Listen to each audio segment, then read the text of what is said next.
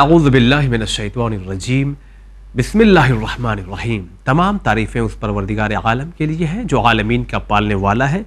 درود و سلام ہو محمد وآل محمد علیہ الصلاۃ والسلام پر۔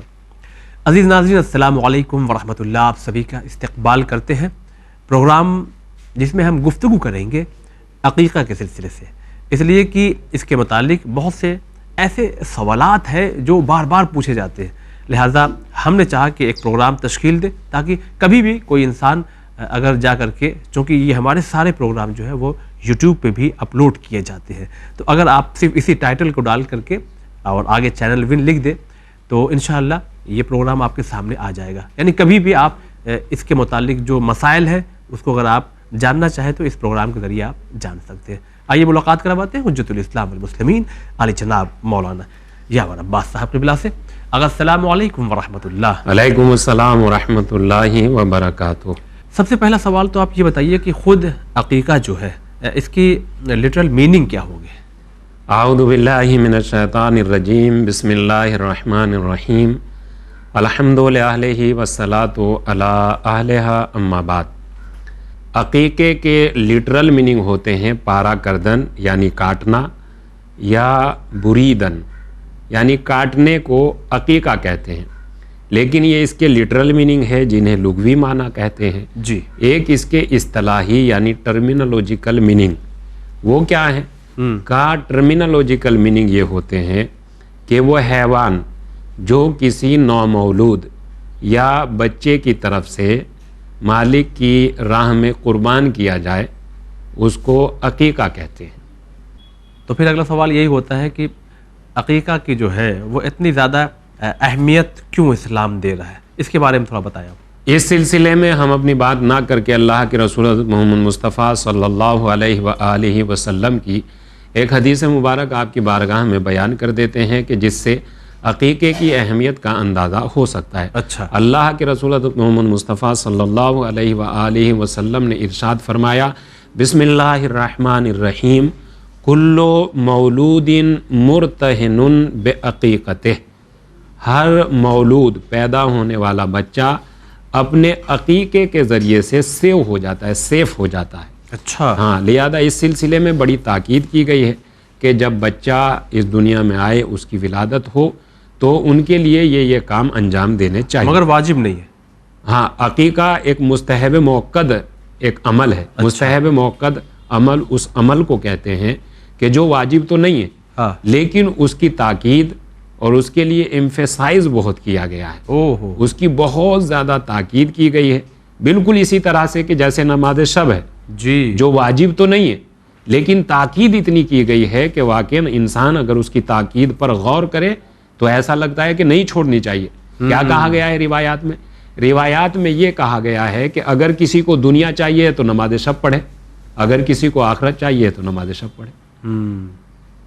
یعنی کتنی تاکید؟ جی جی جی، تو اسی طرح سے عقیقے کو بھی مستحب موقد کہا گیا ہے، یعنی بہت زیادہ تاکید کی گئی ہے کہ ایسا کرنا چاہیے، مگر ساتھ ہی ساتھ یہ بھی کہا گیا ہے کہ ایسا صرف انہی افراد کو کرنا چاہیے جو کر سکتے ہیں، یعنی مجبور نہیں کیا گیا ہے۔ پتہ چلے کہ آپ قرض لے کے کر رہے ہیں یا اپنے آپ کو مشکل و مصیبت میں ڈال کے کر رہے ہیں، ایسا نہیں ہے۔ حج کی طرح یہاں بھی شرط ہے، حج کی طرح مستطیع ہو، حج کی طرح یہاں بھی شرط ہے، لیکن حج واجب ہے ہاں، اور یہ مستحب موقد ہے، تو اگر کرنے کی حالت میں ہے تو انسان آسانی سے کر سکتا ہے۔ جی، تو ایک خوشی کا عمل ہے اور ہمیں پروردگار عالم نے اپنی ایک نعمت یا اپنی رحمت سے انسان کو نوازا ہے، لہذا ہم اپنی خوشی میں دوسرے مومنین کو شریک کرنا چاہتے ہیں۔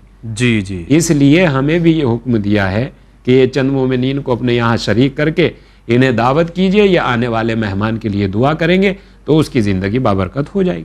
اب اس طرح سے بھی یہ بھی سوال کرنا چاہتے ہیں کہ یہ دو سوال بہت پوچھے جاتے ہیں، مولانا صاحب ہمارے یہاں لڑکا پیدا ہوا تو جانور کون سا کٹوائیں اور کیسا کٹوائیں، یا اسی کے ساتھ ساتھ کہ لڑکی پیدا ہوئی ہے تو جانور کون سا کٹوائے، یعنی بکرا ہو کہ بکری ہو، نر ہو کہ مادہ ہو، اس کے سلسلے ذرا بتائیے۔ دیکھیے، اس سلسلے میں جیسا کہ اس سے پہلے یہ بات ہو چکی ہے کہ یہ پورے کا پورا عمل مستحب ہے، اور عمل اگر مستحب ہے تو اگر وہ باتیں جو بیان کی جا رہی ہے اگر کرنے کی استطاعت میں ہے، انسان کر سکتا ہے تو کرے، اور اگر نہیں کر سکتا ہے تو نہ کرے. ٹھیک. یعنی کوئی ایسی بات نہیں ہے کہ اگر نہیں کریں گے تو گناہ گار ہو جائیں گے، سزا ملے گی. بہتر یہ ہے. جی. بہتر کیا ہے؟ بہتر یہی ہے کہ اگر بیٹا عنایت ہوا ہے، پروردگار عالم نے کسی کو بیٹا عنایت کیا ہے، جی. تو اس کی طرف سے جب عقیقہ کیا جائے تو جانور نر ہونا چاہیے. اچھا. یعنی بکرا. ہاں. اور اگر بیٹی کی ولادت ہوئی ہے تو جانور حیوان مادہ ہونی چاہیے، یعنی بکری وغیرہ.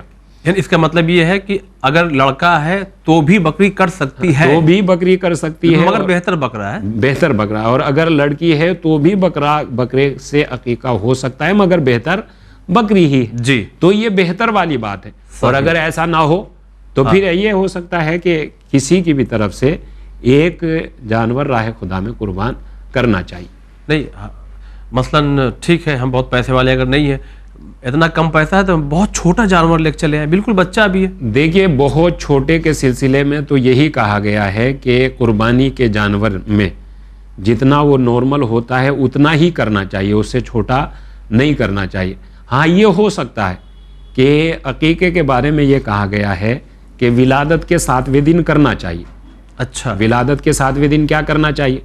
جب پروردگار عالم یہ نعمت انسان کو عطا کرتا ہے تو نعمت عطا کرنے کے بعد اس صاحب نعمت کی کچھ ذمہ داریاں ہیں. وہ کیا ہے؟ پہلا کام یہ ہے کہ اس بچے کا نام رکھا جائے. جی. اور نام بھی بہت اچھا نام ہونا چاہیے. ٹھیک. نام رکھ دے. یہ والد کا، یہ بچے کا والد کے اوپر حق ہے، حق بنتا ہے کہ اس کا ایک بہترین نام ایوحسنا اسمہ، کہ اس کا ایک بہترین نام رکھے. اور جب نام رکھ دے تو 7ویں دن کیا عمل انجام دے؟ 7ویں دن یہ عمل انجام دے کہ اس کے بال تراشے، بچے کے بال تراشے جائیں. ٹھیک. اور جب بال تراش لے تو پھر ان کی طرف سے عقیقہ کرے. اچھا یہ بھی ہو سکتا ہے کہ اگر آج میں اس حالت میں نہیں ہوں کہ عقیقہ کر سکوں تو یہ ہو سکتا ہے کہ 7ویں دن بال تراش دے اور کچھ دن ویٹ کرے.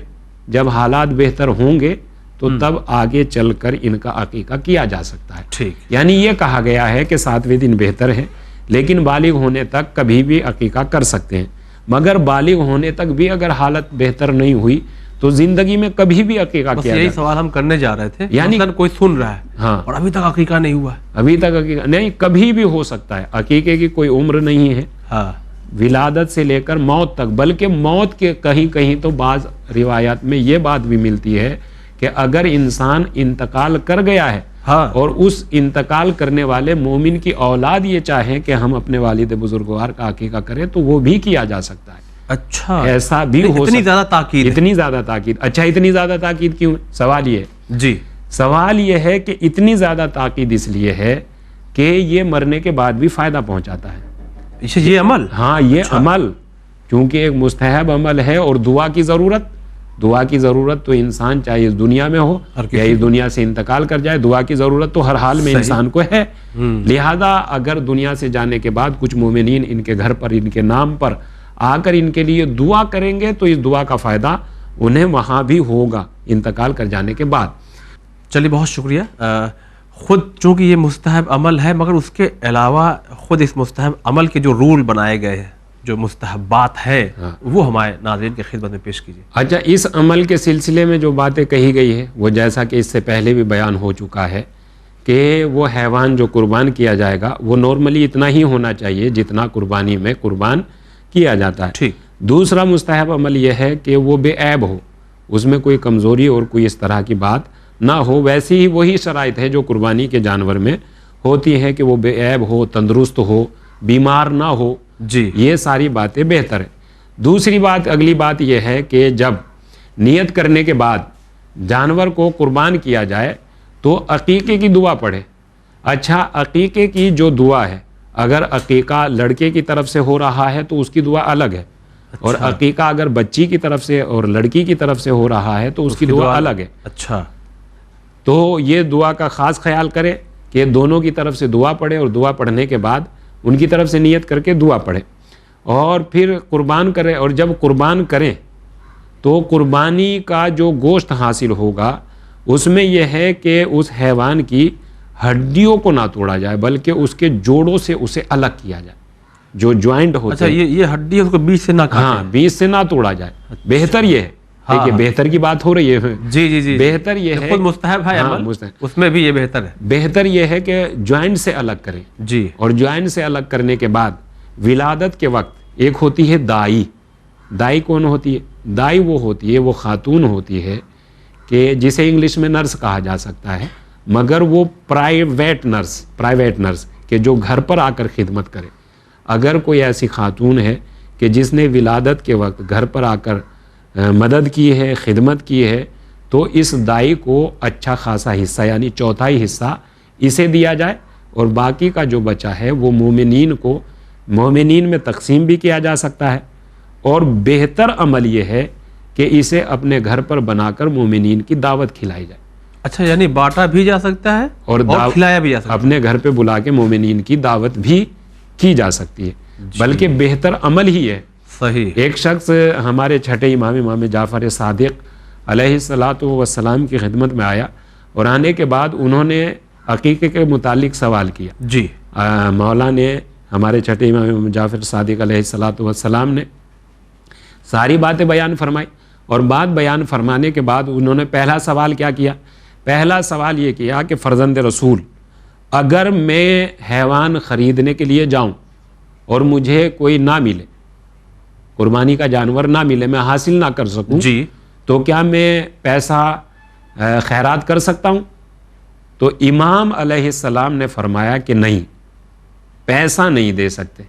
پھر آپ نے ایک حدیث ارشاد فرمائی، حدیث میں یہ ہے کہ اللہ کھلانے کو بہت پسند کرتا ہے۔ جی، اپنے گھر پہ مومنین کو بلا کر جمع کیا جائے، اور جمع کرنے کے بعد انہیں کھانا کھلایا جائے، تو اس کھانا کھلانے کو پروردگار عالم بہت پسند کرتا ہے۔ لہذا اس سلسلے میں یہ ہے کہ قربانی ہی کرنے کی کوشش کی جائے، پیسہ خیرات نہیں کرنا چاہیے، یا پیسہ مومنین میں یا مدرسے وغیرہ میں نہیں دینا چاہیے۔ ہاں، قربانی کا گوشت مدرسے وغیرہ میں دیا جا سکتا ہے، مگر پیسے سے روکا گیا ہے۔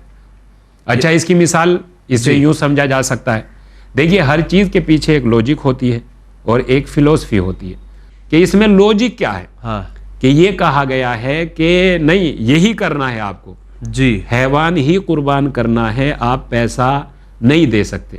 تو الگ الگ طریقے سے اس کی مثال دی جا سکتی ہے۔